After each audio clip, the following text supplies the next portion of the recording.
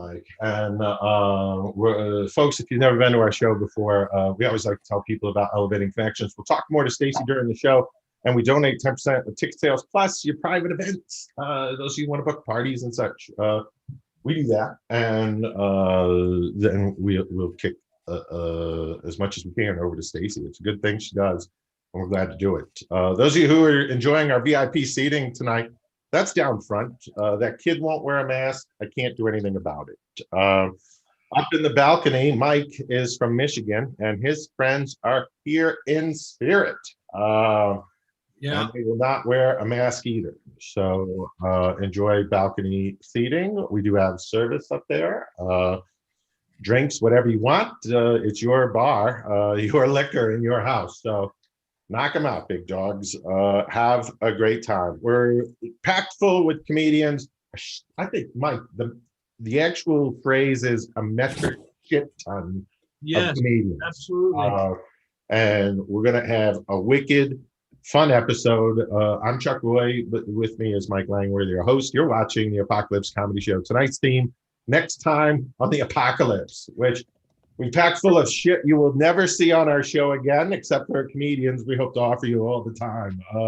We're never serious about what we do. But without further ado, welcome the stars of the ApocaLips Comedy Show, Chuck Roy and Mike Langworthy. That's us.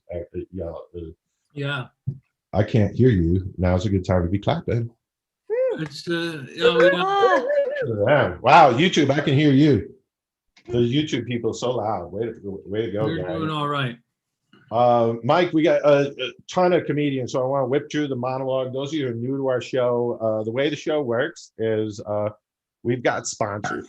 And a little on-screen presentation, then we're going to show you the comedians. So if you've never been here, this is what we do. Tonight's show is sponsored by Holy Shit. Welcome to 2021. Yeah. We've had other sponsors like Wear a Mask and thanks for voting. This is me driving my famous red condom 1935 two-seater. Right, a Magnum. Way to go, Mike. Only white guy I know that's a two-seater. What we do here, Mike, is we write our show, and we right here. On a weekly basis, we meet at the Colorado Comedy Show's Virtual Events Center. This is our writing room. Mike seems to, I'm not sure what, Mike's the little character on the left. I'm the one on the right. I seem to have, I don't know why we can't get this right. One of my assistants is supposed to tell me before I come out to do the show, leave your awards in your dressing room, Mike. Wow, this is embarrassing. Buck, Hannah, you might be new to knowing Mike. I'm old to knowing him. He's a Golden Globe award-winning television writer who seems to carry his Golden Globe everywhere. Like an idiot, I took it out and I was, polishing it. Lucky for us. And, so he brings us Golden Globe. It inspires us in the writing room. And then we look at that gorgeous view and then off we go. What gorgeous view? I can't see the gorgeous view. There's Mike, knock it off. It's a gorgeous some hideous obstruction in the middle window. Mike, that's not an obstruction. That's a Kennedy Center Award. It is S for Gile, my friend. That's my Kennedy Center Award for innovative teaching. I want to earlier. Is that the hey, let's go skiing? Ow, Kennedys? Those Kennedys? Like, pardon me, but isn't this water under the bridge? Those Kennedys, my friend. Is that the hey, let's cut through the kitchen? It's faster Kennedy Award? Yes. Wow, kids, we're giving you something to Wikipedia this early. Today's show, Mike, I want to cover this stuff quickly. We've had a popular request in the future on the show to add more bubbles, Lawrence Welk style bubbles. Your friend Jonathan Solomon mentioned it for New Year's Eve, and so I called down to the third floor to the graphics department and was like, "Hey, we need more bubbles." And those guys in graphics, man, they think graphically, and I'm afraid they might have gotten it wrong from time to time. So. This was their first attempt at providing us more bubbles. This is Bubbles Flinterhoff, isn't it? Right. She's dancing on stage 3 at Saturday's New Dancing on Colfax Avenue. Famed exotic dancer and chin donor. Right.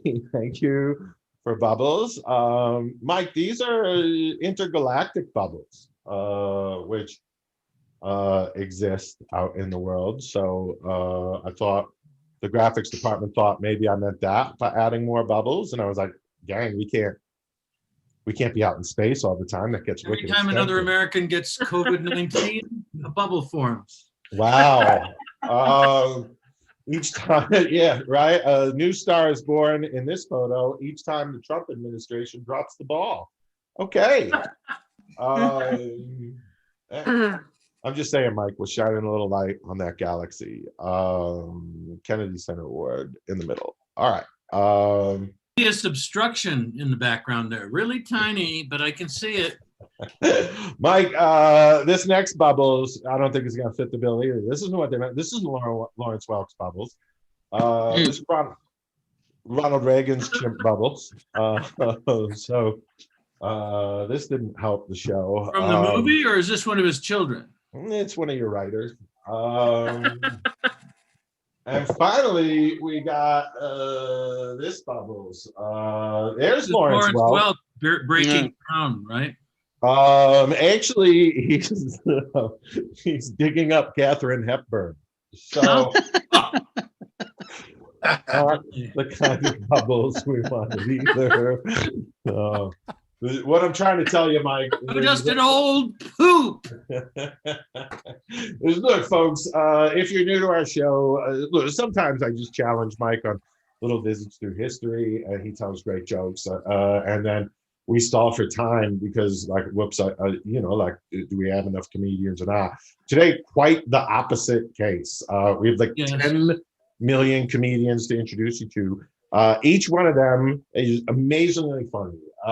So enjoy this terrific showcase. And then just so you know, as the show progresses, the names get harder to pronounce. So, which is interesting because this particular name, without further ado, ladies and gentlemen, particular name was a winning clue on the Mumbai version of Wheel of Fortune. Right. If you're playing Scrabble, I'd like a vowel and another vowel. Yeah. Let's have another vowel. Can I have a vowel? I'd like some vowel. Triple word score with some of the names you pick up during today's show. Would you all please welcome? He's popular on our shows. We enjoy his comedy. I thought it'd be great for you all to start with tonight. Would you please welcome Vishal Kalyanasundaram?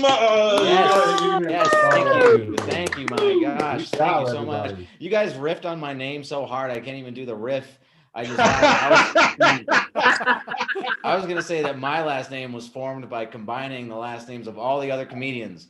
Yay! If it gets harder, I don't know how that works. That's like some recursion. Still shit, so. Pull it off like a boss, man. Yeah, man. I was like, I gotta keep my mouth shut and let them do their thing. But I don't know. It's interesting having a long last name, right, guys? Like I went to 2020 was a crazy year. Like I remember I went to a George Floyd protest, Black Lives Matter protest, and it was beautiful.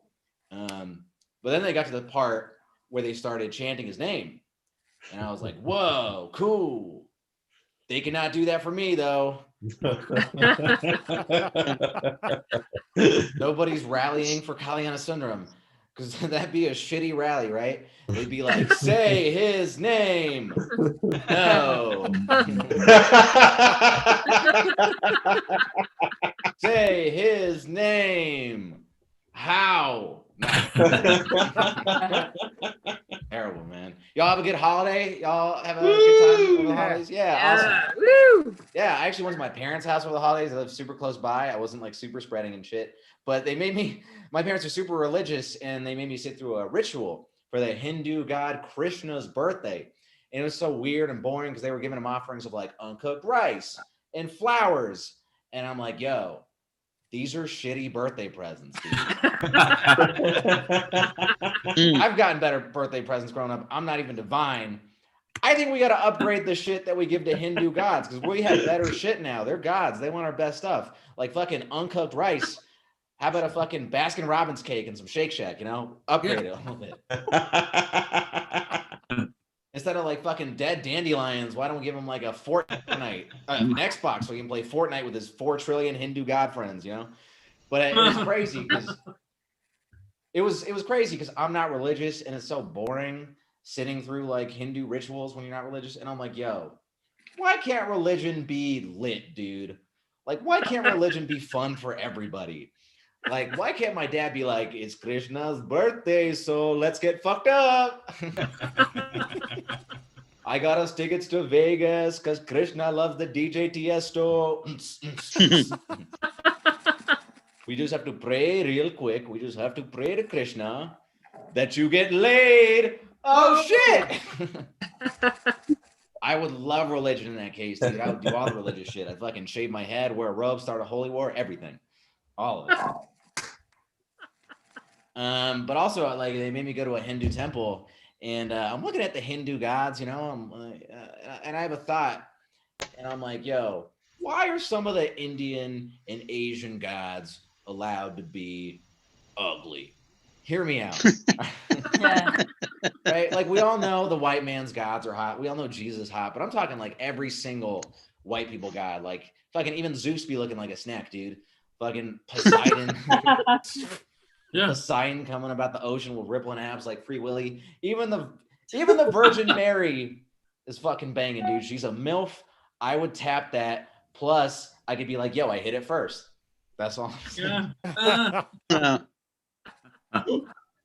It's crazy, dude. And like, when you look at like the Hindu gods, if you look at like Ganesh, big fat elephant-headed dude, I'm looking at this guy. I have a theory as to why Indian people came up with Ganesh.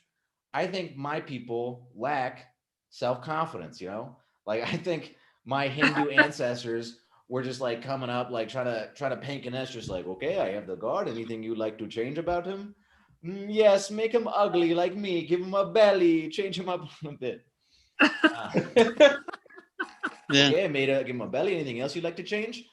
Yes, make him ugly like me. Give him an elephant for a head. Make him gross. No, not good.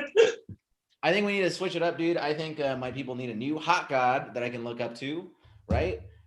Based on all the dope Indian people we have now, right? Like one with like Dev Patel's hair, Hassan Minaj's brain, and Priyanka Chopra's boobies. This guy would be sick. God exists outside the realm of gender. This guy would be great. It'd be like, she would just be like, come into my titties as I teach you about the Black Lives Matter movement and history. I'd be like, oh, thanks, smart hot titty. God, I love you. Cool. That's my time. Thank you guys so much. This is fun. Damn. Vishal, ladies and gentlemen. No. Vishal overcome, Mike. Say his name. Say his name. Say his name. Say his name. Hey, Mike, go ahead. Mike, Yes. the first theory I had for assembling tonight's cast was to challenge myself with a series of names that I wasn't quite sure how to pronounce, but were attached to very, very funny people. So this next act taught me how to say her last name before the show. And then, now I remember. All right, so it's Christine Olivas is how I say it, right? Oh. A little bit of... Mike, I did it wrong. She's gonna do it right, or you might. I'm out. Might try to introduce her like a gentleman, and then. Now you know what you just make everything rotten, Chuck. How about fire? Remember how I screwed up Wednesday?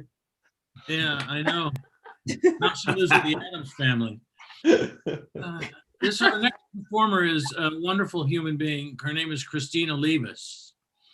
There it is. Christina Olivas, everybody, for a nice round of applause. That is correct. I'm not coming to you from the desert. Smoke a bowl, Chuck. I'm not coming to you from the desert, although I am originally from Arizona, so the Southwest. So I love being virtually back in Colorado. I'm in Philadelphia where bad things happen. So that's where I am right now. But yes, so one thing that really pisses me off is when people only use the term daddy issues to refer to women. You've all heard this, right, Stacey? You've always heard daddy issues referring to women. Are you telling me that men are not affected by the bad behavior of their fathers? Like, think about it. Hitler's dad was a wife and child beater. Trump's father was in the KKK. Donald Trump Jr. Nice. Yeah. So I'm just saying, I might like getting spanked and be somewhat attracted to emotionally unavailable men, but I have never committed genocide or fucked over an entire nation. I'm just saying. You're young. So I broke things off with my father earlier in the pandemic, though. We got in a fight because I refused to attend a Zoom church service. Wow. Look, I'm just saying I didn't want to log on. You know how it goes. I didn't want to log on, sit around awkwardly, like waiting for someone to speak, and then all of a sudden have God boom in and be like, sorry, I was on mute.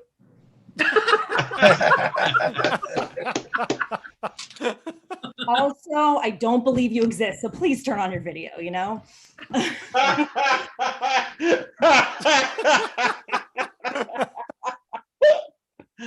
Whoever came up with the expression blood is thicker than water must have been a huge fan of period sex. Whoa. Bravo. Periods do have the, I'm just saying. Learn, right, Chuck? I know what she's talking about. Look, I'm just saying periods have their benefits, but they're also a massive liability, okay? When I was living in New York City, I accidentally left a tampon in for 4 weeks. Oh. Okay. Very serious. I almost died. I ended up in the ER. Every time I say that, everyone with a vagina is like, I almost died. I ended up in the ER, but I don't know what's more upsetting about the fact that I left a tampon in for 4 weeks, that I was such a workaholic at the time that I didn't notice, or that my boyfriend's dick at the time was so small I didn't notice. Hello. Can we vote? Oh, workaholic. Let's hear it. That's what I thought. Oh, you like that one, Mike? Okay. I really don't. They're both extremely upsetting, to be honest. I mean, I almost died from a tampon. Okay, it's upsetting. But yes, my father is a minister. Surprise of the century. That's why I'm here on Mike's show. And whenever I say my father is a minister, people always have the same reaction. They're always like, oh, well, I guess you must have had a lot of anal sex. You could still pretend you were a virgin. That's not true. I just licked a lot of pussies instead. I'm just saying, God has a lesbian loophole and you can still go to heaven. Sweet. The sad thing, though, is I didn't even know what I was doing. I had no idea. I had no sex education at all. Growing up in the church, we were actually told that sex is when a man and a woman come together under the watchful eye of God. Is that not the kinkiest thing you've ever heard? Hey. I'm just saying. And also, that's supposed to deter me from wanting to try this. I'm like, what is that? Also, when a man and a woman come together, why are you trying to set me up for unrealistic expectations? Pretty much never happens. Anyway, who am I kidding? Christian women never orgasm, let's be honest. But yes, I have been divorced twice, which means that I have said I can't do this as many times as I've said I do. If I ever get married a third time, they're going to be like, do you take this man? Be like, sure, it doesn't mean very much though. But yes, my first husband was gay. Yay. Oh, another one of God's loopholes. Yeah, my first husband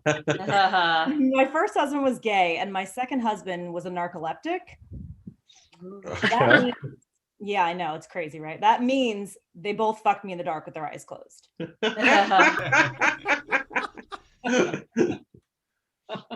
The gay husband was wonderful. We're still friends. We should have always been friends. But yeah, the narcoleptic, and I'll leave you on this, was a horrible person. He was absolutely obsessed with watching porn instead of having sex with me.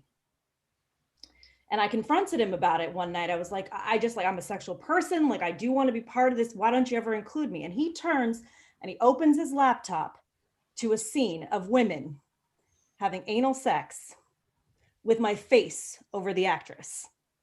And he goes, look, I do include you. Wow. Oh. I know, shocking. Right? And I'm like, look, I have never fit one full dick in my ass, let alone 4.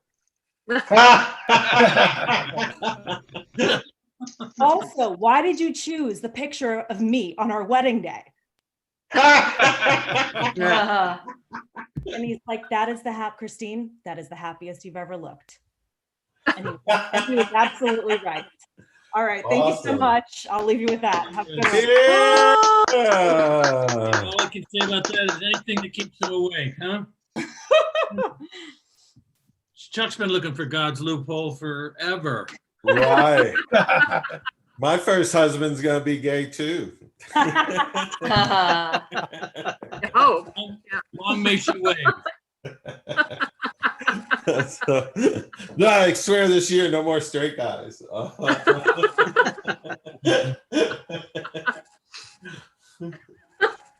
was the only fun part of the Trump administration. Gang, if you follow us on Facebook, you were reminded that all you had to do tonight was ask or mention our ads for virtually free milk and cookies. So from Chef Scapone of our virtual event center, fresh out of the baked oven to you, enjoy these milk and cookies. So they're yours, virtually free. And they're big too, apparently. Thank you, Mike. Cookies. Only the biggest cookies in this house, big dog. Mike, killer lineup tonight of comedians from across the country and around the world. None more joyful than please welcome Juliana Heng, everybody. Here's Juliana. Woo! Thanks, Chuck. You're welcome. Hi, everyone. Hi. Hi. Hi. I'm Juliana Heng from Kuala Lumpur, Malaysia. Whoa. Anyone been to Kuala Lumpur before? Oh. No. No. Great.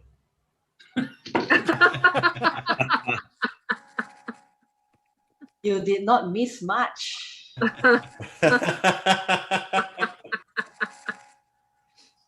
We are just the Asian version of Detroit.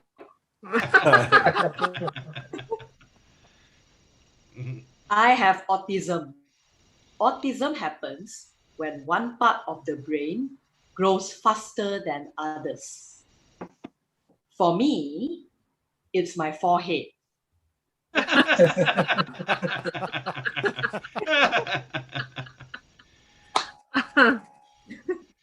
Well, less of a forehead, more of a 5 head.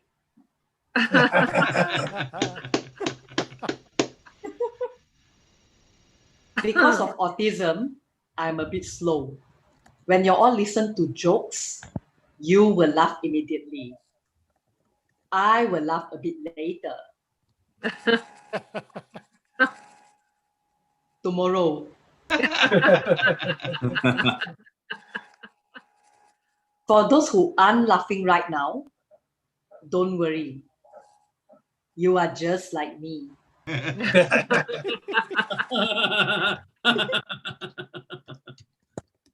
This reminds me of your former president, Donald Trump.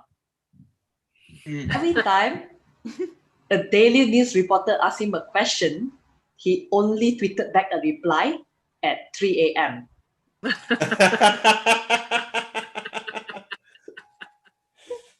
By the way, this twerp is still saying that the COVID-19 is the Chinese bird flu.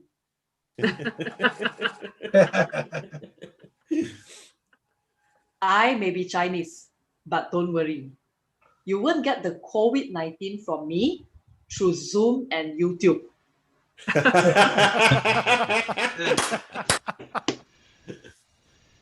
But because I'm autistic, you will get it tomorrow. All back. Dang. I'm 30 years old and still single. There's no joke in this. I just want to tell you I'm still available. Yeah. Dating is hard for someone like me because I cannot read emotions, social cues, and flirting signals. Sometimes I don't even know when someone wants to kiss me until I feel their tongue.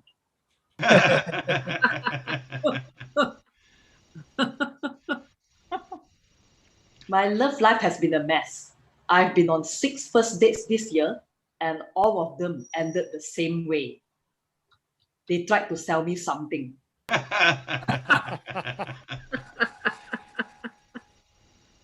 Insurance, travel membership, and a human liver.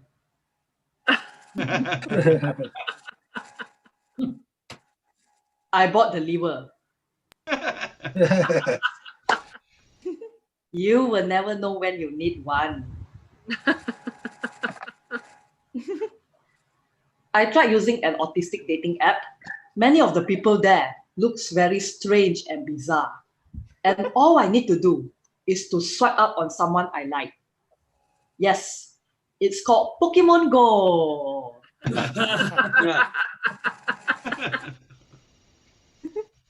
As someone who is literal, I find dating app names very complicated. For example, Tinder. I thought that it's an app for smokers to look for their lighters.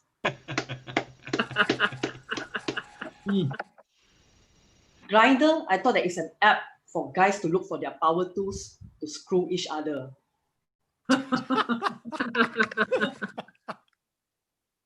Coffee Meets Bagel, I actually thought that it's a new food delivery app. When the guy comes, he has no food. He is the bagel. We don't have such problems in the autistic dating world. We have an autistic dating site. It has a brilliant name. It's called autisticdating.com. Because we don't fuck around when we want to fuck around. Oh.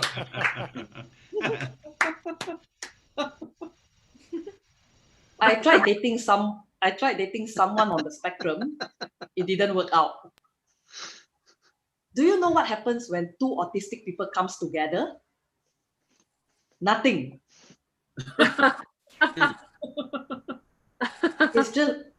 It's just like putting two pandas together. We think the same, we act the same, we play Pokemon Go. Separately.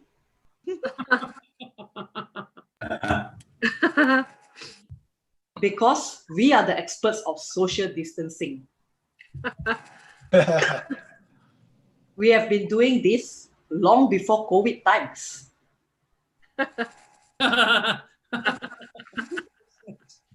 I decided to date someone neurotypical because that way I always get to be special.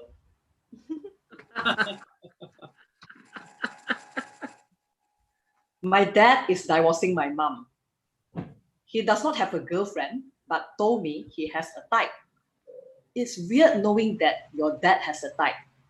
It's even weirder to know that dad's type is the same as mine. Oops.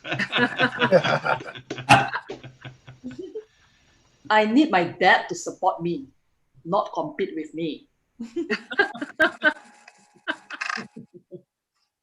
We like the same type of girl, which is anyone except my mom.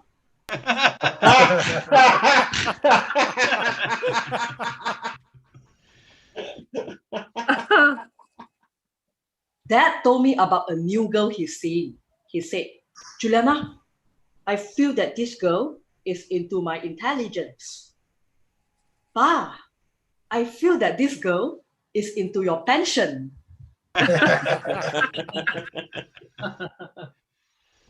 My dad and I are both on dating apps. He uses Tinder while I use Pokemon Go.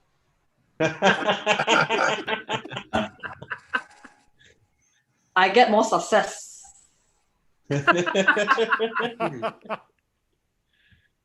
Dad's ideal types are on TikTok. Now I feel like a fossil. My ideal types are on LinkedIn.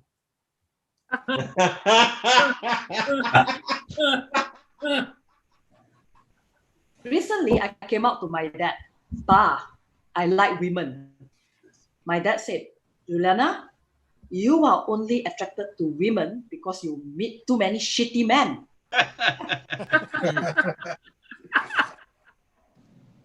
Pa, you are right. I met you. Hello. Oh, Hello. Thank you. I'm Juliana Heng. Yeah. nice. Oh, awesome. Think you may be my sister, Juliana. Right. Well, Mike, it's probably time to go into the future, right? We've met some of our stars from today, and since this is next time on the ApocaLips, I was like, let's get some of our future stars. So, Just would thinking, you all? couldn't we just not find somebody who had digitized and made a database of humor and then decided to kick it back out to us? If there was somebody who could do that. I already have you, Mike, but I guess I could find somebody else. Well, you're right. We wanted to find a real, who's the Mike Langworthy of next millennia. And so we've brought you, ladies and gentlemen, please welcome Mobot, the comedy robot. Thank you, Chuck. I am so glad to be here. You warmed my circuits very, very much. I am so glad to be here at the calculate danger fields. Recalculate.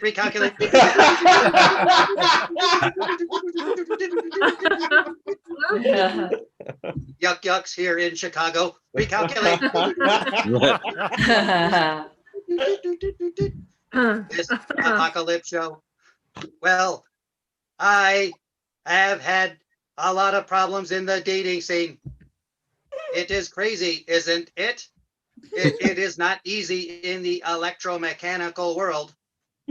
I went out with a washing machine last week, but every time I tried to pick her up, she was already loaded.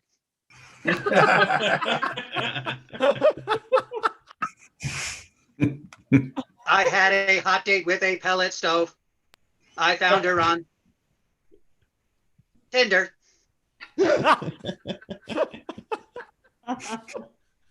I broke up with a composter last month.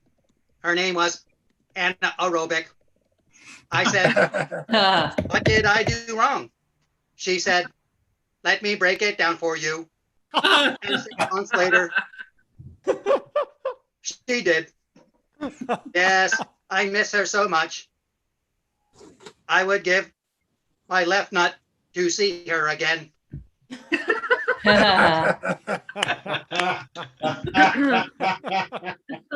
Correction, my right nut. I went to an amusement park to see if I could find some hot dates. I first had to go out with the bumper car because she kept hitting on me all night long. I went out with a Ferris wheel because I like big women.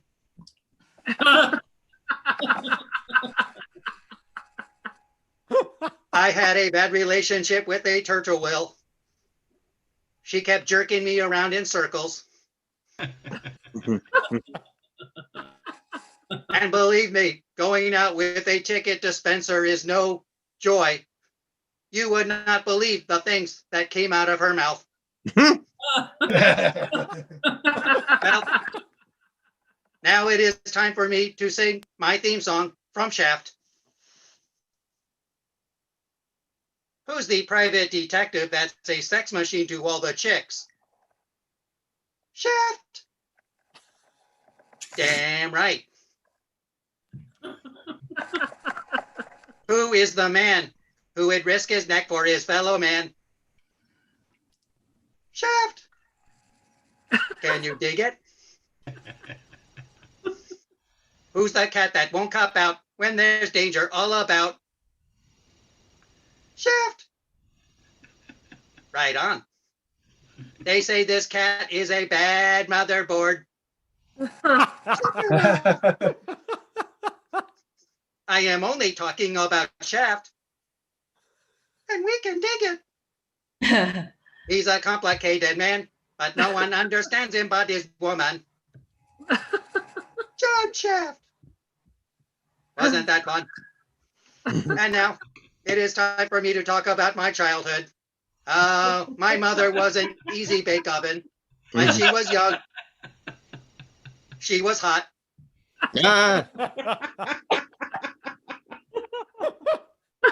My father was a boogie woogie swing piano. When I was young, he would beat me 8 to the bar.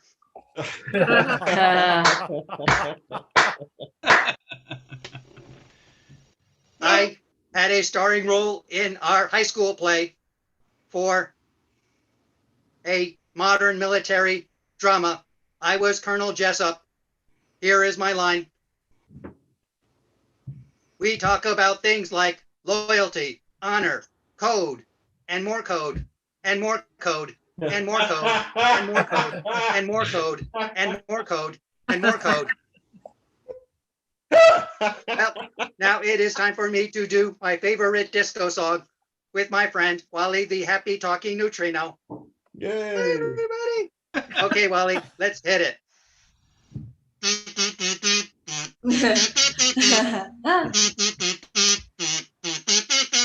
Well, now talk about it, talk about it, talk about it, ooh yeah. Gotta move on. Gotta move on.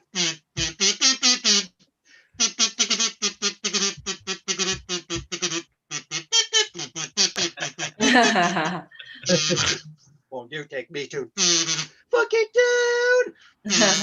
Won't you take me to fuck it down? Won't you take me to fuck it down? Won't you take me to fuck it down?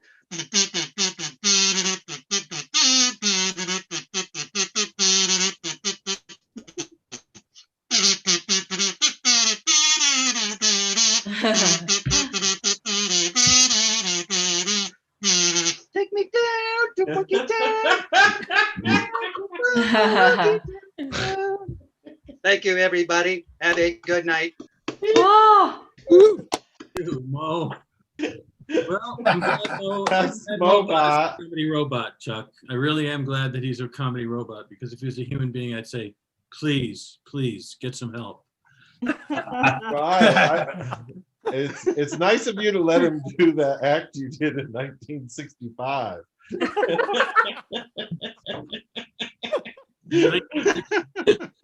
Mike just gets out his old notebooks and sends them over to Mo and is like, here, you're gonna want to do this one. Fuck it down. Mike. 1989 is Funky Town, by the way. Right.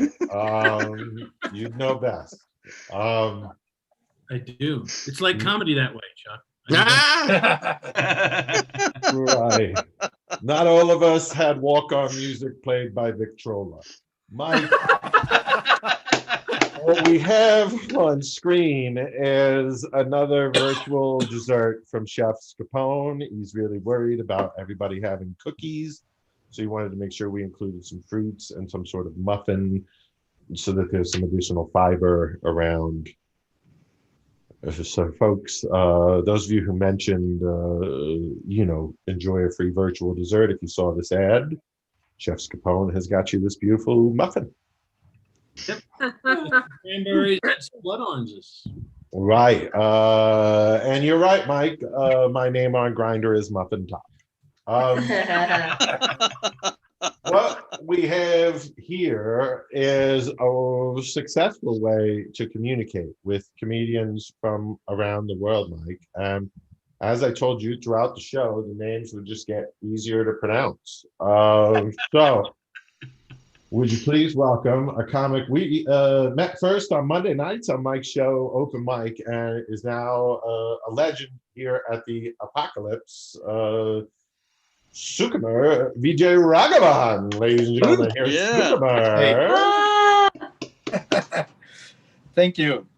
I see your Kalyanasundaram and raise you 2 vowels.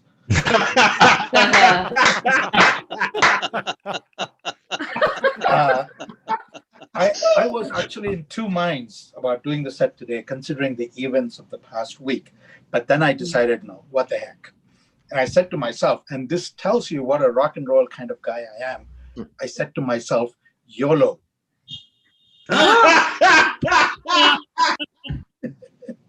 So when I started doing stand-up, people told me that I should avoid 2 topics, religion and politics.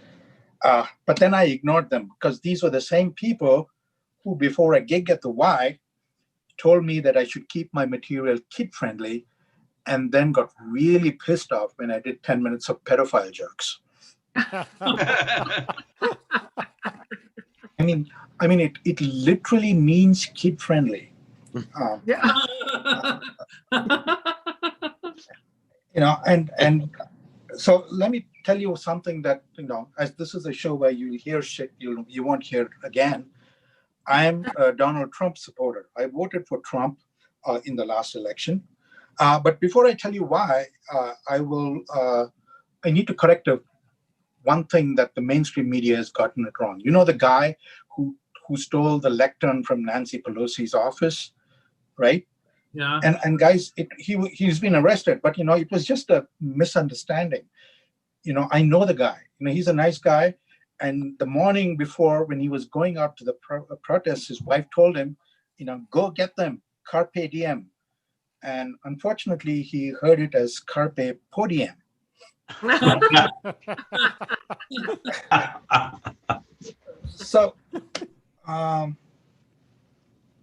So why did I choose to vote for Donald Trump? So before the election, I got these hundreds and hundreds of text messages from Trump and his family, and they all were directly addressed to me, and it was like he was directly talking to me.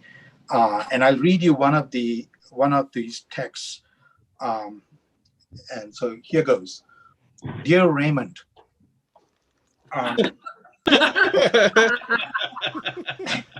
So before you guys ask, my name is not a weird one where you spell it Raymond and then pronounce it Sukumar. I'm not Welsh or Irish. But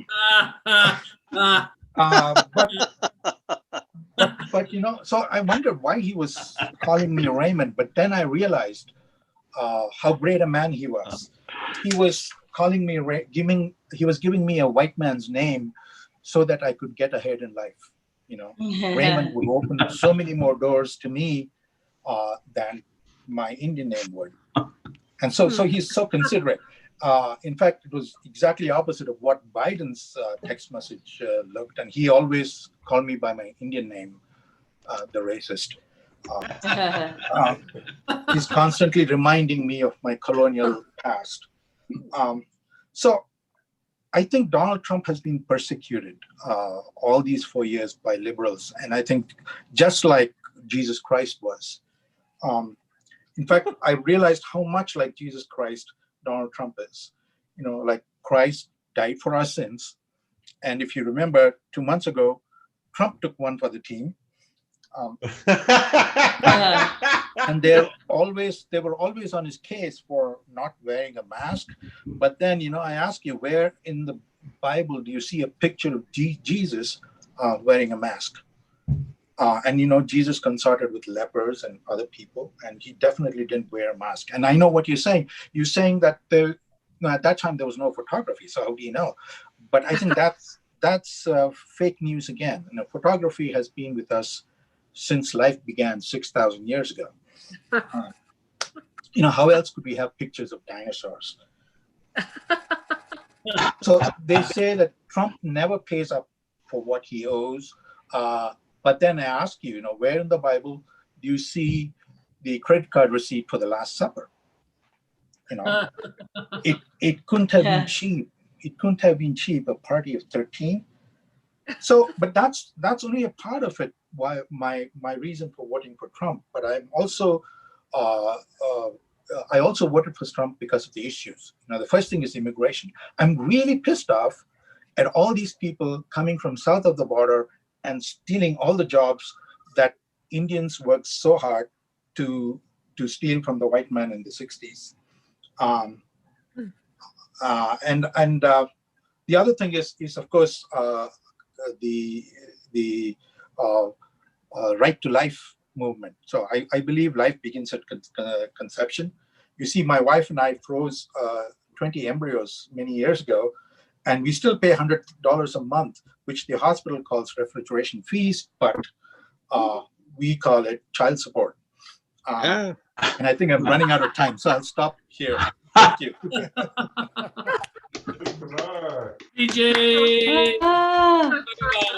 Sukumar Vijayaraghavan. Yeah. We have quite an eclectic show tonight. We do, Mike. There's funny comedians from around the world. We've been meeting them on your show, and it's working out. I think we've assembled a fun lineup, and there's still more to go, everybody. Steve Young from Dear Comics at the Bar is here. Nico Lukoff, our headliner, is up ahead. But right now, we have some announcements and gifts for you all. So Mike and I will take care of handing out all the fun. First, we'll set sail aboard the I'm a Needy yacht. That's thanks to our sponsor. Very early in the program, we picked up a sponsorship from I'm a Needy's Pizzas. Yep, I'm a Needy's Pizzas. I'm a Needy's Pizzas delivered hot and fresh. And she loaned us her yacht, the I'm a Needy yacht, and we get to take it wherever we'd like to go. So today we'll take it over to Prizeville. And Mike, I think first we'll talk about some of the shows coming up. Then we'll do prizes for the VIPs, and then general admission. So as we do the VIP prizes, don't forget general admission people, you're not allowed to enjoy those. Thank you for laughing. It's just you're supposed to. All right, I act serious. But Mike, on Mondays we have your show. Monday nights, open mic, starts at 8 p.m. And for those of you who might be new to comedy, an open mic traditionally is where new comedians get to come out and try comedy for the first time. And on your show, Mike, professional comedians from around the globe, your friends from television. Some of your friends from your early playwriting days with Shakespeare, they drop in and try out material. So a hot show, and you can. And tomorrow is going to be iambic pentameter night. So,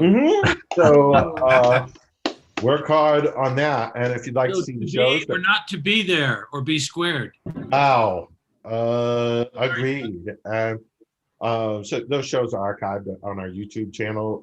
Here on the ApocaLips, next week we plan to do our inaugural ApocaLips show, our first ever virtual inauguration. So Mike and I will take you back to that time where Mike was almost inaugurated. So I believe that was against Warren Harding, and then. The week after that, a very special ApocaLips loaded full with Raghu Adabatla and Jessica Mizra. And I'm blanking on, I think I have Ned Rice on that show. Jonathan Solomon emailed, said, can I be added? Because I don't want to say it, Mike, but you're hunting down a special friend, potentially a funny comedian out of London, maybe joining us for a very special ApocaLips on the 24th. Yes, don't miss that show. Even the people who are already on it. packed show. Might even be even more packed with the super cool guests from and you're looking at Paris, where we'll begin our service industry New Year's Eve. If you missed New Year's Eve because you were working, we're redoing New Year's Eve. We'll even redo our ball drop. Take you right back there. This is from New Year's Eve, and Mike. We got the U.S. Marine Corps band to play Old Lang Syne, and Mike throws his Golden Globe up there on the Eiffel Tower. So it's going to hang up there until midnight on Service Industry New Year's Eve. You can watch the big Golden Globe drop. This is New Greenland. It's also going to be midnight, Nice. and they got an In-N-Out burger. So Mike drew that his Golden Globe up in the grass there, and then it's also going to be midnight in Brazil. So we got a couple of balls to drop at midnight for that show. Brought to you by tonight's show. Next time on the ApocaLips, and previously on the ApocaLips, which is available on YouTube to watch. So big New Year's show coming up. Watch the balls drop with us, would you please? Join us live on January 33rd. Yes, will become a man. It's just too good of a show to not do again, right? We had a ball on New Year's Eve, and tons of comedians from around the world, and we have pretty good gifts to give away too today, Mike. First, we'll thank our VIPs tonight. Our VIP certainly is Stacy Sanders. So Stacy, we got you some cool stuff. Starts with this castle. All of our VIP guests get this. One of Nice. it's an extra from Mike's collection, his personal collection of castles and pool houses. So also got you this. Imagine a president that's honorable. How about George Washington? Got you one of these, everybody. Got you your very own George Washington. How about a president that has some responsibility? That's pretty cool. Got you that. Also got you a horsey. Stacy, you got yourself a horsey, and I got you this ranch. Nice. Forgot that you like ranch dressing, but I got you a ranch for your horse. And This is good too. I thought some waffle cookies as well with milk. So I got you waffle cookies and farm fresh milk. And fucking A, Chef Scapone got you a salad. Parker. So if you don't know that Chef Scapone really likes to chase me down with salads, he's got a salad for our VIPs as well. General admission customers, we didn't forget about you. You weren't allowed to enjoy those gifts. No going to Stacy's Castle unless she invites you. But we do have great gifts for you. I think we nailed it this week, Mike, for our general admission members up there in the balcony. Watch out, Mike's got a t-shirt cannon. Look, Buck, we were giving out castles earlier, so I got you this one. This is Buck Owens' Crystal Palace right there in Bakersfield. No longer open. So you wouldn't believe a deal I got on this one for you. It's virtually yours to keep for as virtually long as you'd like. You have to wash your hands when you go in there. Everything's just a buck. Than your hands could possibly be. Right. So enjoy that. Also got you just a nice concert by Hank Thompson. Enjoy the wild side of life, would you please? General admission members, you can enjoy a night with Hank Thompson. Also got you this. These are the Thompsons. He's better now. Luke Bryan. Right. These are the Thompsons of Porter, Oklahoma. You know, just they can be yours if you need a family. He believes Biden won the election.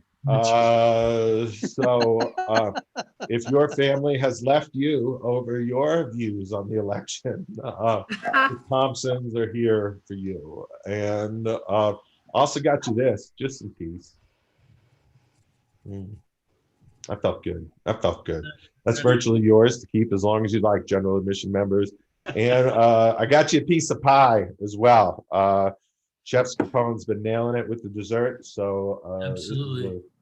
Right, look at that lattice work and powdered sugar work on that. That's boysenberry, and nothing goes with pie like what, Chuck? Salad, Mike. You get a salad, everybody. Enjoy that. Have some more fucking salad. You why don't bet you, buddy. So, you know, fiber. Poison like a little ranch dressing. Right. He went to the eye doctor and came back fiber optic. I'm never going to say that again, Mike. I promise. I'm never going to say it. In other words, you'll die having said that once too often. Correct. Once not enough forever is how often we speak to Stacey Sanders. I love chatting with you and glad to have you on the show today. We're on fire. So hope you're enjoying tonight's program. And we're glad to take a moment and highlight Elevating Connections. They offer programs for youth who are separated from their siblings by foster care. They also provide programs for youth who have emancipated out of the foster care system. Basically, they get warm hugs and good feelings from Stacey. Stacey, can you tell us about Elevating Connections and the awesome work that you do, please? Absolutely. Thank you, Chuck. You know I love to talk about what I do. And I'm just going to say, side note, killer show, everybody. My God. Good laugh tonight. So thanks for that. So like Chuck said, and I mentioned at the beginning of the show, we reunite siblings separated in foster care. That's a thing. Oftentimes kids, when they're removed from their home, sometimes there's too many kids and they can't be placed in the same home. And if you think about that for a moment and how traumatizing abuse and neglect already is, and then being separated from your siblings, assuming not everybody likes their siblings, I get told, sometimes from some of the comedians, I'm just gonna say. But most of the kids I work with do like their siblings and they like to spend time with them. So what we do is a whole lot of advocacy and education. We run a summer camp, which I would like to say we still did last summer in the time of COVID. We did a day camp instead of an overnight camp for siblings separated in foster care. And if we can't do overnight this year, we're gonna do summer or a day camp again in August. And so we brought 21 kids together to spend time just being kids. We do programming all throughout the year. And we're working on expanding our programming this year, which might bring some funding with it. So fingers crossed, more to come in the future for that. And so and the other piece that we've done really well and even better in the time of COVID, due in large part to Colorado Comedy Shows and Chuck and all the comedians on this show, is we work with older youth. We do a poetry jam where they get to speak their truth through poetry. Now we're adding song, comedy, and art. But what we discovered last year is we had to pivot to all the Zoom stuff and all this online stuff, is that the kids I work with, the older youth, don't have connection to the internet if they can't get free Wi-Fi at the libraries and the coffee shops and the places that are normally available to them. And so thanks to Chuck's innovation, we came up with a ticket price for a poetry jam that would not have happened without Chuck, to provide technology and support for older youth so they can connect. And I just wanted to share one quick story of one grant that we just gave the Please. Cool. So, yeah, so we're still making use of that money and we're actually gonna make this a permanent part of our programming. And so we're looking for grant money to sustain this program. But what we did, we gave a $300 micro grant to she's 19 years old, 18, 19. She's doing it to her apartment, supported by some funding from another program this month. She's a young mom and all she's trying to do is make it. She needs the computer that we help pay for to find a job and go to school. And so I want you to think about that impact.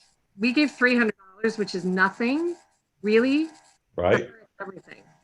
And so, and it's given her an opportunity to do things that the rest of us take for granted. And that's due directly, honestly, to the funding that we get through Colorado Comedy Shows, and we will expand that.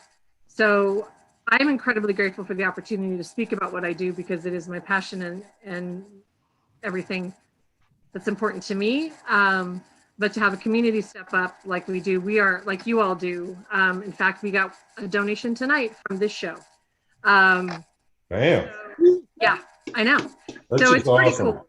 And we can't do the work we do without the community support that we get across the board. So thank you, thank you, thank you. So glad, and thanks for the update. It helps. Everybody likes to hear, the stories about. I'm glad to know we got another laptop out there, and so good job, everybody. Way to go, Hannah. Way to go, Ed. I'm screwing this up. I got you, Hank Thomas. I'm going to get your name right, Buck. There you go, Buck Evans. Thank you for participating tonight. Going for a walk later, Chuck. Right. I'm probably going to go smoke a bowl during this next act, Mike. Look, on Saturdays at 5 p.m. Mountain Time at Deer Comics at the Bar is a great show where we drink beer, and I'm pretty confident we do other things like funny beer reviews and answer viewer emails and letters. A very funny show, and glad to have the star of that show with us here tonight. Ladies and gentlemen, would you please welcome Steve Young, who's going to join us here tonight. Steve Young, who I'm going to spotlight. Here you go, Steve. Steve Young, everybody. Thank you, Chuck. Boy, I got to say, this has been a week where, frankly, I've been awfully embarrassed to be a white guy this week. And then I came on this show and I feel even worse. I mean, even the robot has upstaged me. I feel like basically I'm a typewriter repairman at this point. I'm selling butter churns off of my mule is what I'm doing, I guess. But seriously, though, if you told me by year 4 of the Trump administration that all our hospitals, would have run out of body bags, and that the Capitol building, was occupied by guys wearing Viking helmets, and meanwhile, Sean Hannity was complaining about his Olive Garden status, I'd have told you, yeah, that sounds about right. I can see that. So, it's been quite a 4 years. I mean, but at least now the calendar says 2021. Although my disposable contact lenses say 2019. And I mean, honestly, it's like I'm wearing, the shrink wrap from a breakfast muffin at this point. I don't even know if I'm facing the right direction here. I mean, even though it's 2021 on all my checks, I keep writing Armageddon.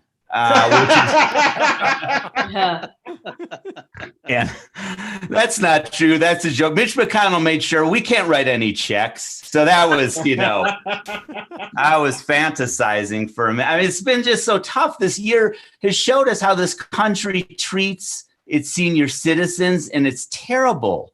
They're out there. I mean, they're suffering. They're out there taking these jobs they just totally can't handle, like Walmart greeter or president of the United States. I mean, it's just not, it's cruel is what I'm saying. And I'm having a tough year. I've been drinking so much. My doctor actually told me that I should lie down in a bed of dry rice grains. Like he basically wants me to treat myself like an iPhone you dropped in the toilet. And I think it's I might try it. I mean, why not? I got kicked out of my doctor's. I go to my doctor and he told me he told me I had the liver of a 21-year-old. He said, seriously, put that back. That's for a transplant person. I was just looking. I mean, you put a refrigerator out there. What am I going to do?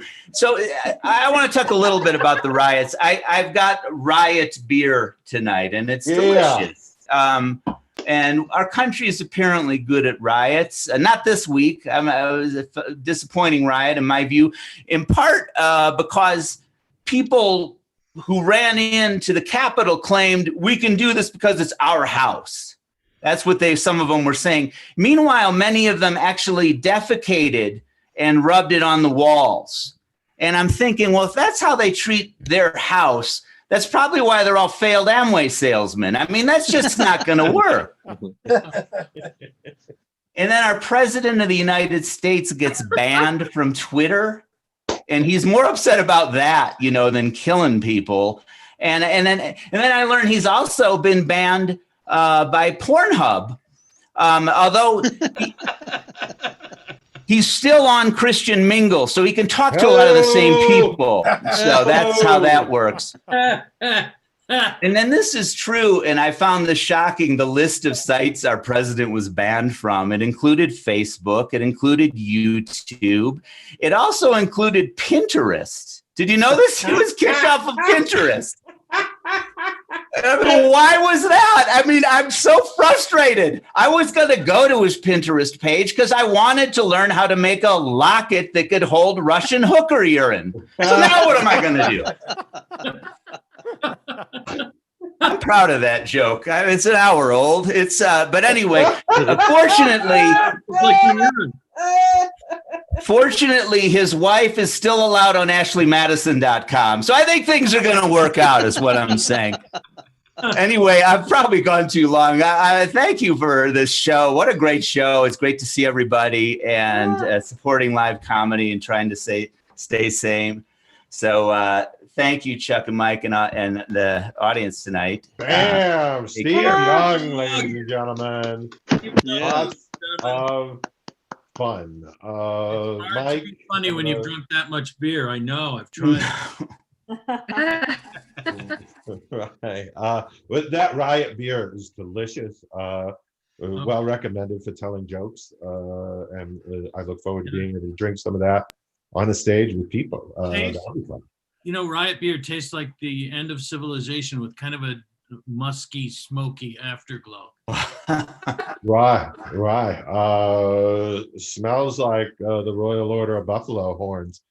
It's that weird guy was wearing.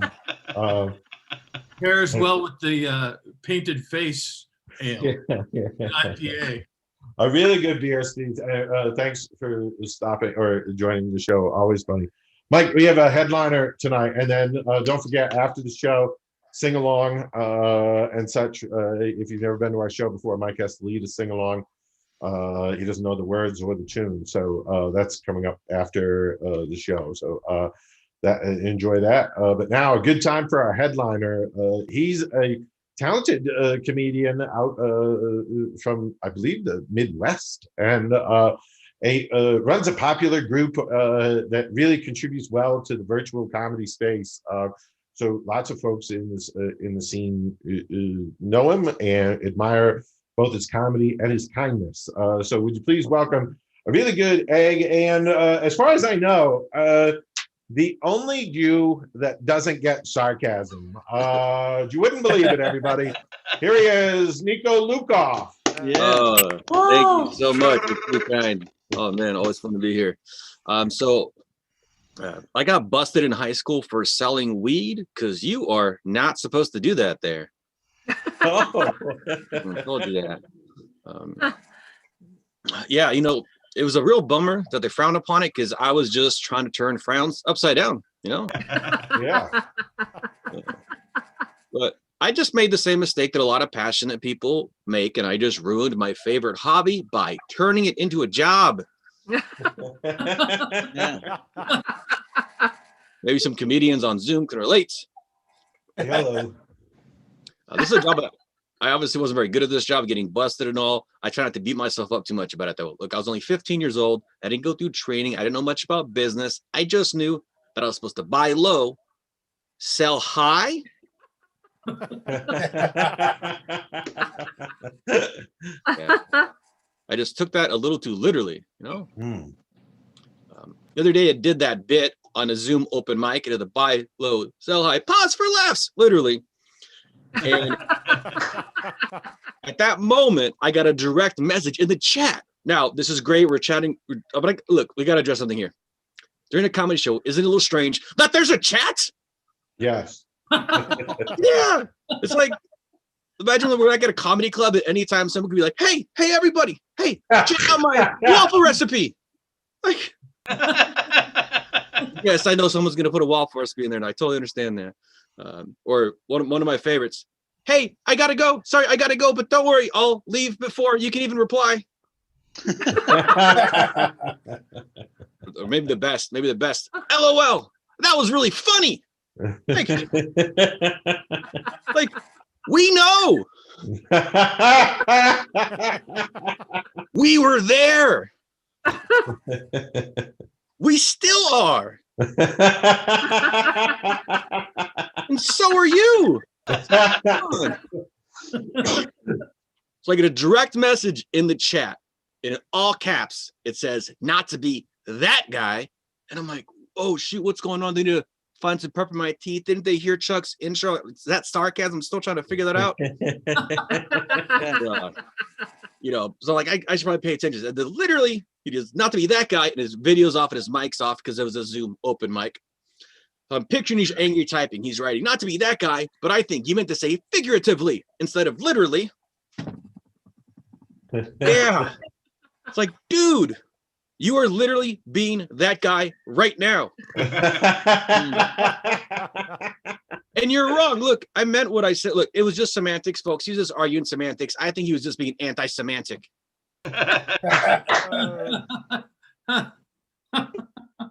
So at another Zoom open mic, I'm like, oh man, I got to do this material and figure out how to incorporate. So I did anti-semantic, take a drink, did the whole thing. And then I was done. The host at this other Zoom open mic, who I can see clearly and I can hear clearly, he said, Nico, you did a great job. You should get paid lots of money to tell jokes on the internet. What he actually says was, you did a great job because I did. He also said, I don't know if you remember this, Nico, but I'm actually that guy. Damn. Yes, I was like, oh, this is incredible. And I was actually really happy that I connected with them because I wanted to communicate with that person, let them know that it was just a fun bit. So the other comedians doing their set, and because I'm a very professional Zoom comedian, I'm whisper typing to the host, and I'm like, hey man, everything's cool. So I want you to know it's a fun bit. And he messages back to me. And when he types back to me, he's typing so loud, it's like a typewriter. You can't even hear the comedian who's up. Yeah. I felt horrible. I was like, oh man.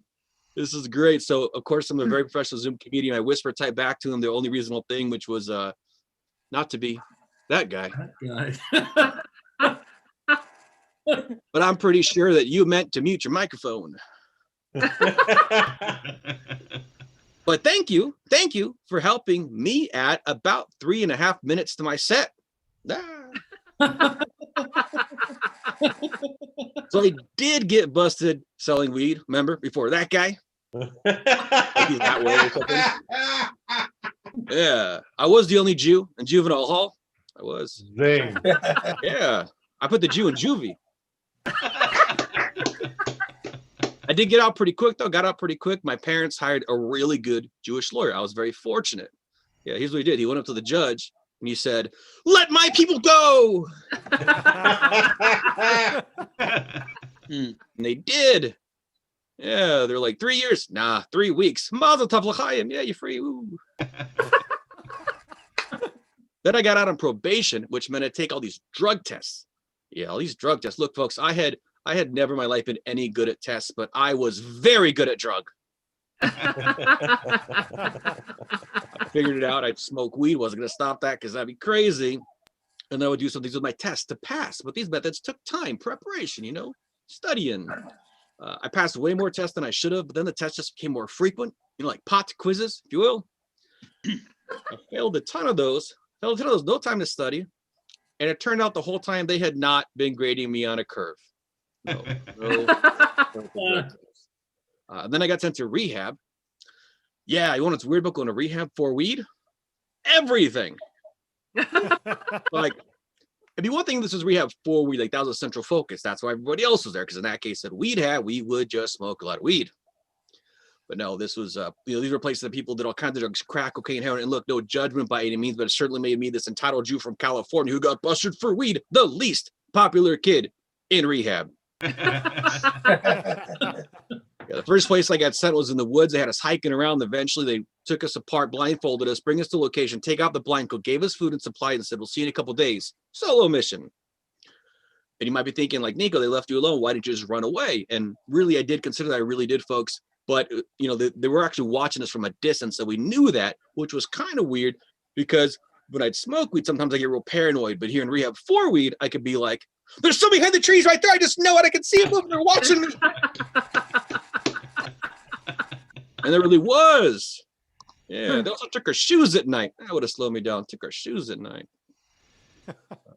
Worst weed I ever smoked was in rehab. Yeah, worst weed I smoked was in rehab. It was horrible. This kid snuck it in. He snuck it in an old potato chip bag. It's like points for creativity, but a little bit of a red flag, I smoked like 3 bowls. I smoked like 3 bowls of stuff, barely feel a thing. Mac and cheese for dinner tasted horrible. Like, that is not an experience you should ever have smoking weed. So I had the audacity to complain to this guy with the weed he shared when he snuck in and shared with me. But I was polite, you know. I was like, hey, man, not to be that guy. And complaining about the weed he shared with me certainly helped reinforce me, this entitled Jew from California who got busted for weed, being the least popular kid in rehab. Not to be that guy. Exactly. So the last place I went as a program, I actually interviewed to get into, which was a little weird. I was 17 years old. Technically, it was voluntary. There's a lot of brainwashing involved, all this great stuff. So I met this guy named Josh. Josh was already in the program for a couple of weeks. And if I got in, I lived with him and a bunch of other people for about a year. So he asked me this question. Josh says, Nico, why are you here? Well, I've been asked that question all day from this program, and I was a little bored of being honest. So I lied, and I said what a 17-year-old me thought was very funny. I said, Josh, I'm here because I am a crackhead. To which he said, oh, me too. Yeah, that was not good. He just wanted a bond over mutually shared traumatic experiences and connect with somebody that, in a way that few people can. I just threw it right back in his face, and I did the selfish thing and ended up telling him the truth. Certainly an awkward year. And he and I, to this day, yeah, we are not friends. No. He hates me. So I finally get done with all these programs. At this point, I'm 19 years old. I've been in them for 3 years of my life, and finally back to the real world, really for the first time. And I got a job, as people will do. And at that job, I had a conversation with some coworkers. By that, I mean 2 were talking. They left the door open to the room they were in. So that was their fault. So I'm walking by, and I hear one say to the other. He says, I just finished rehab, and I'm very excited. And I hear that. I'm like, oh my gosh, my heart skips a beat. Like, I'm going to connect with this guy at a level that few people can. I want to bond over mutually shared traumatic experiences. So I kind of hop, skip, shuffle in the room, and I look at my new best friend. I'm like, hey man, not to be that guy.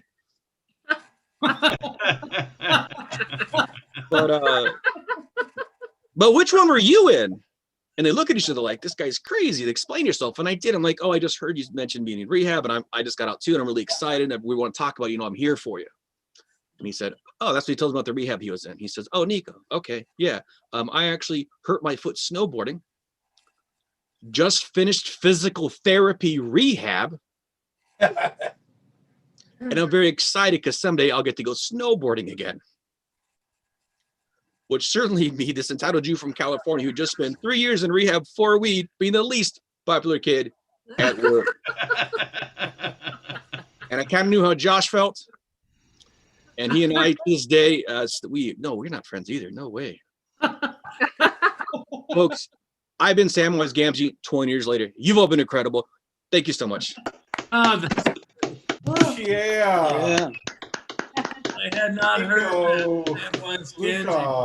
That's funny.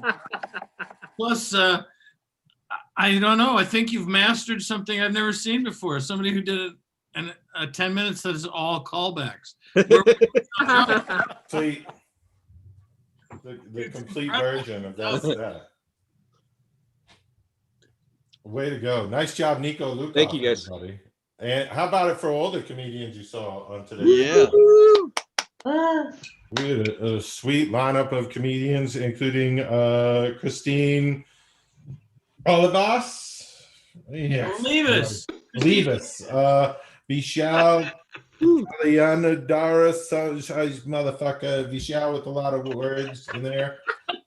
Boba, you were on the show. Juliana, you were on the show. Sukumar, you were on the show. Thank you. Nico Lukoff, as well as Stacey Sanders joined us, and Stephen Young from Dear Comics at the Bar. Mike Langworthy, I don't know if you remember, but you were here. So glad to have you, and a little bit more entertainment as the show wraps up. If you've never been to our show before, we'll walk you outside, and then don't forget Mike is going to do we do a little bit of a sing-along. One more prize. Those are the people that watch our show. Can you put that last one back there for just a second so you tell people? Sure. This is a couple that comes to every one of our shows. They love us. I can't keep my hands off my nose family. Right. That's my virtual Coke dealer, everybody. And he's just asking, need one? And we're gonna win this one by the nose, is what he's talking about, impeachment there. Gang, today we were on fire, and so we have extra comedy gold for you. So feel free to take some of this as you exit our showroom. We always like to hand out the comedy gold, and just in case you need it, one more salad. Thank you, Buck, for joining us. There's still a little more singing along for those of you who are hanging out. We'll show you to our exits, and then please be careful as you exit. We do like to use social distancing. And then as you get out to the outside area, please note, things have sort of gone downhill just outside the ApocaLips Comedy Showroom. Really looking for that PPP, Paycheck Protection Program, to kick in. And we'll walk you to our car through this neighborhood. Feel free to enjoy the various goods and services that are available to you for our neighborhood businesses and entrepreneurs. She's got deals that'll out there sometimes. Right. She might skate past you, or give you a real cool deal, and then, geez, my ride is here, so time for me to scoot out. And then what we know about the guy in gold is when we see him, it's time to go. But today, I think we ought to include our YouTube audience in on the sing-along, Mike, because I think this one tonight is meant to unify. So Mike doesn't know the words or the tune. We'll just sing along. Mike, again, you don't know the words or the tune. What we'll do is we'll follow along. Can I just ask you one question before we start? Yes, is Mike. there a possibility that given these first three words, I might be familiar with the next few words? You possibly could, Mike. That's just, the guys in graphics that invited you downstairs to come over and view the lyrics, but you tend to not go down there. Well, but, I keep meaning to go down and talk to those. Third floor. I always try to tell you it's on the third floor, and they really would like to see you. But you're right. The lyrics could be what you're thinking. What we'll do, everybody, is follow along to the bouncing Golden Globe. Mike will lead the tune. Here we go. We'll do it Lawrence Welk style. And a one, and a two, and a God bless America, land that we love. Stand beside her and guide her. It takes a minute. Mike, just takes a minute. The boat's gotta. You sound like a boat horn. Through the night. With the light. From above.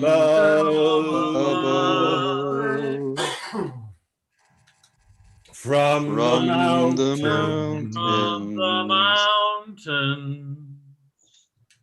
A bunch of fairies.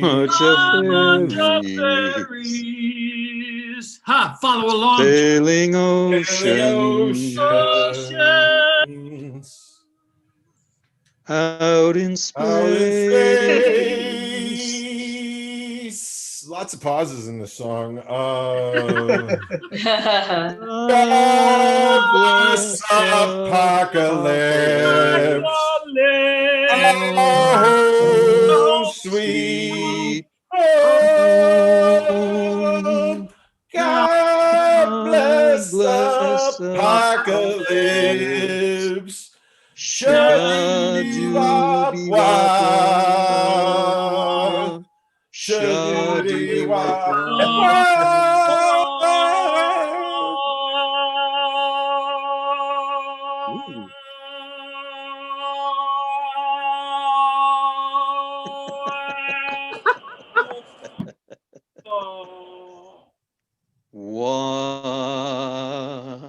That was it, y'all. Doobie-wop-wop. Thanks, YouTubers.